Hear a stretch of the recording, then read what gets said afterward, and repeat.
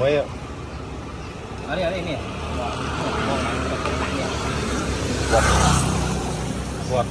thấy lấy hôn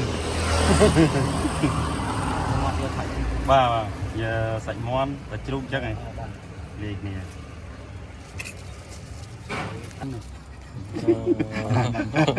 miên ta sách sách à? Được sách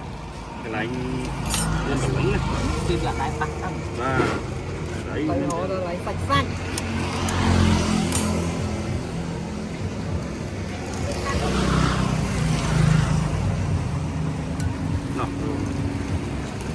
đi đặt anh em không bàn mười lan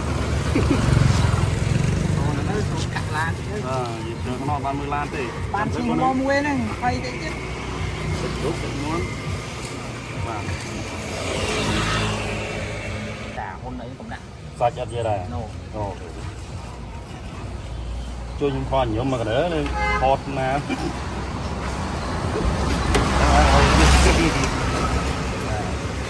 đã có pino mua chứ pino một bài hỏi chứ nghe ôn rồi vâng tình chết nhỉ mà là một bài hỏi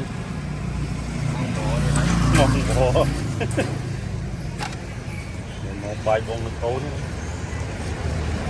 một bài bông lực ok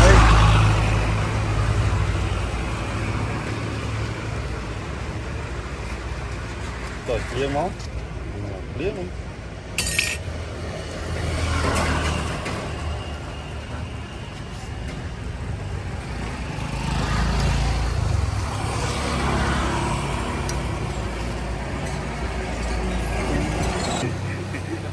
thôi tí này thôi nhưng mà cứ tốt thì mình ăn chuột mấy nhỉ không nhưng mà cứ nghĩ đó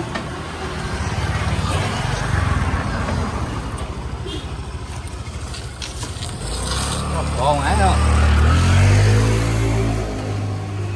còn ấy lần thêm đây thấy mẹ đắng ơi thêm đây nó lấy nó nó qua hết qua chỗ việc phải học ấy nhầm nhỉ cầm đăng lại steam mấy môn kia đó steam trắng cái steam free và bỏ cái bài cha cái cha gì bài còn răng dây đấy họ cái siêu của bạn mà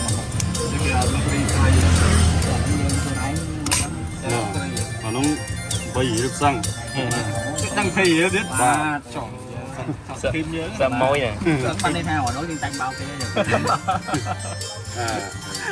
món nó đáy chứ bố đây là tăng ở đây bay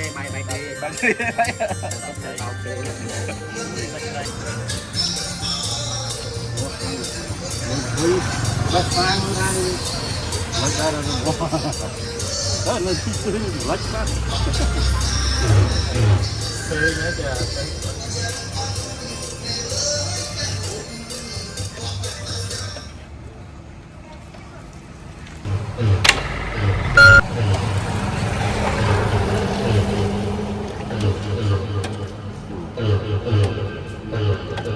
vua đó lo cho ba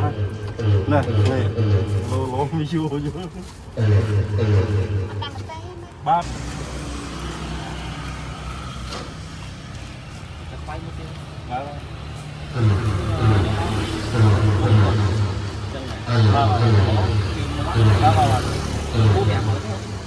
nó cố gắng rồi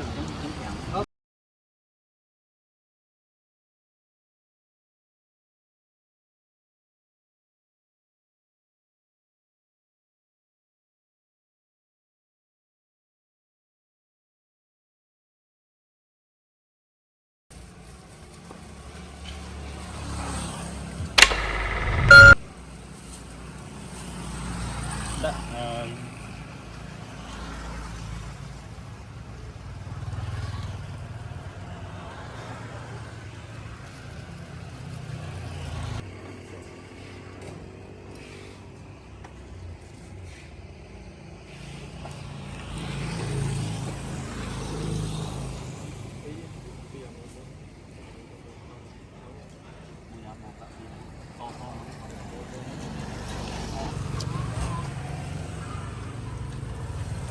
đặt đấy không rồi.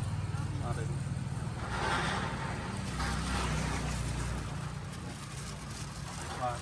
Một năm đó mấy cái còn một bay trên nó đấy. Nói rồi, có mấy món rồi. Mấy món nó